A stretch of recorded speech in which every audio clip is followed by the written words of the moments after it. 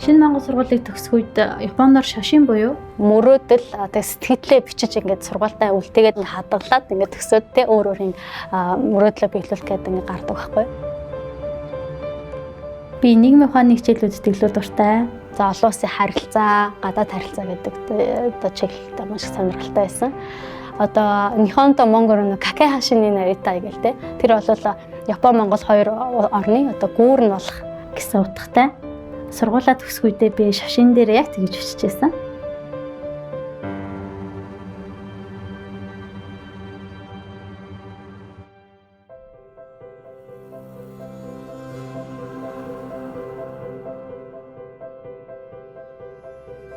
Хоёр 2016 оноос эхлээд JICA гэдэг Японы олон улсын хамтын ажиллагааны байгууллагад орж ажилласан. Тэр дундаа нийгмийн даатгалын үйл ажиллагааны чадварыг бэхжүүлэх төсөл гэдэг Монгол улсын нийгмийн хамгааллын салбарт анх удаа хэрэгжиж байгаа техник хамтын ажиллагааны төсөл байхгүй. За энэ маань юу гэсэн үг гэхээр одоо зүгээр нэг одоо мөнгөнтэй зээл тусламж биш. Эсвэл одоо эд материалын тусламж үзүүлэхгүй. За Япон одоо мэргэжилтнүүдийн тэр ноу хау Япон улсын тэр туршлагаас тий одоо суралцах. За тэр туршлагыг одоо Монгол талдаа одоо уламжлах нэг басна одоо мэдлэгээл ингэж шилжүүлж өгөх гэдэг төсөл байгаа. Би нэг гэрээ цэцэг шисжоны соно видео машины хайрмастай надтай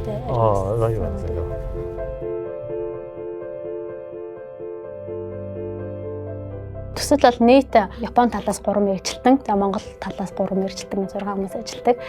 За энэ тодорхой энэ богино хугацаанд одоо бас нэлээх одоо үр дүн гаргах шаардлага тулгардаг учраас бид нар хамгийн гол нь бол нэг баг болж ажиллах хэрэгтэй. Ямар ч одоо урд нь бол Монголд томилогдож ажиллаж байгаагүй Япон хүмүүсийн дээрээ шууд монгол хүмүүстэй харьцаад ойлголцоод ингээд ажлаа үргэлжлүүлээд явхад монгол ажилтнууд бол голд нь маш сайхан холбоос болж ажиллах хэрэгтэй.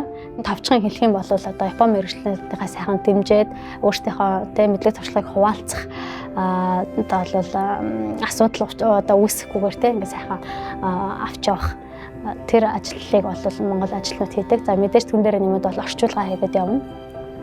За соёлын ялгаанаас болоод ч гэх юм уу одоо ажил хийх гүйцэтгэхтэй ингээд арга барилууд нь одоо өөр байна л да. Монгол талдааш тэр Япон талдааш тэр нэг аль альны бас тодорхой хэмжээнд мэдж байгаа учраас зөв ойлгуулах талаас нь ингээд зохицуултыг маш сайн хийж явдаг.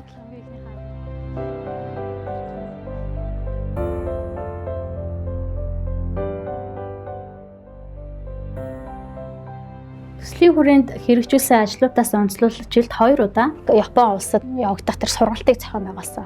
Нэг удаагийн сургалтанд одоо Монгол улсын нийгмийн даатгалын байгууллагаас 20 орчим ажилтны албаагчид маань Япон улсад очоод тэдний тэтгэврийн даатгалын төв байгууллага болон эрүүл мэнд хөтөлбөр нийгмийн хамгааллын яам зэрэг холбогдох газруудаар биеэр очиж танилцаад Японд яг ямар байдаг юм байна, яаж хөгжсөн байна гэдгийг боддоор хараад тэдний одоо салбарын хүмүүстэй туршлага солилцоод ингээд ирдэг сургалт.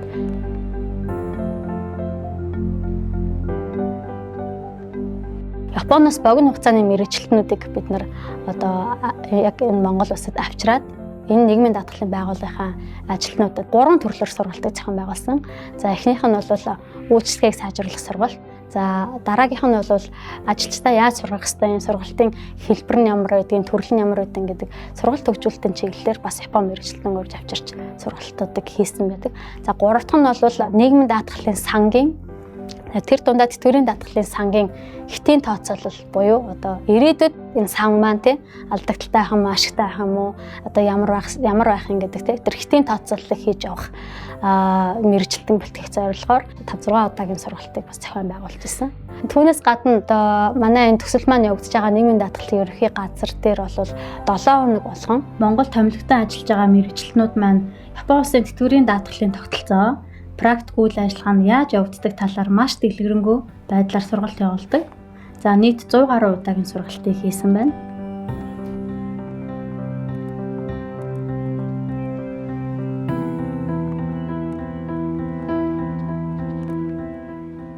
Техникийн хамтын ажиллагааны үр дүн бол урт хугацаанд гардаг.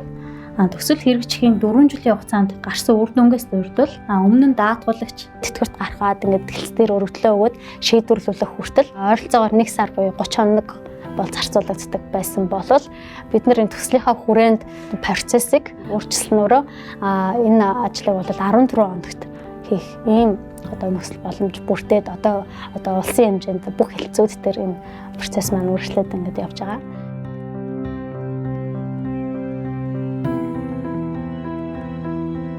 Одоо хэлцээр үргэлжлүүлж байгаа хүмүүс бол ихэнх нь хөгжлийн бэрхшээлтэй эсвэл одоо өндөр настай тий одоо хүүхэдтэй тэргээд төрсэн тий ингээд юм хүмүүс ихээр үргэлжлүүлдэг учраас налуу зам тавих, намхан ширээтэй болох гэх мэт өөрчлөлтийг хэлцүүд хийж эхэлсэн. Мөн цайны цагаар үйлчилдэг болсон.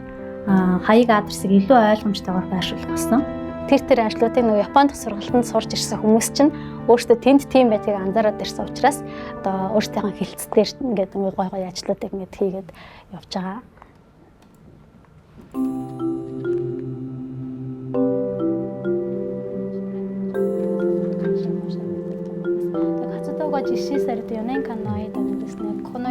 Төслийн үр дүнд салбарын ажилтнуудад зориулсан гарын авлагуудыг боловсруулж нам болгож гаргасан мөн хэтийн тооцооллыг багтаасан жилийн тайлан анх удаа хэвлэгдэж гарлаа. Ингээд нүдэнд харагдахуйц үр дүнгууд гараад ирсэн нь нэг сайхан санагдаж байна.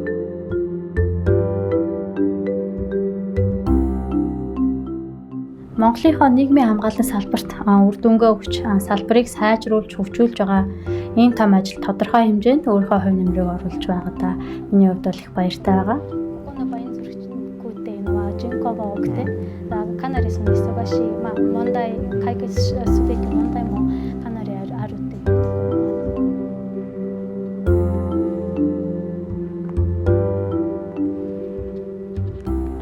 Хоренсо гэд гоё япон үг байдаг.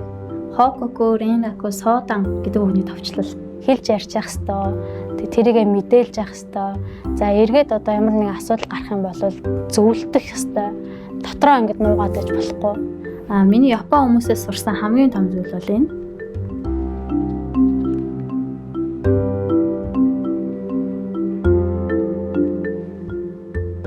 Миний одоо цаашдын мөрөөдөл гэх юм бол нөгөө шашин буюу тий анхны сэтгэл дээрээ ч гэсэн бичижсэнчлэн одоо Монгол Япон хоёр орны одоо хамтын ажиллагааг цаашдаа хөгжүүлэхэд өөрийн хувь нэмрээ оруулж авъя гэж боддог.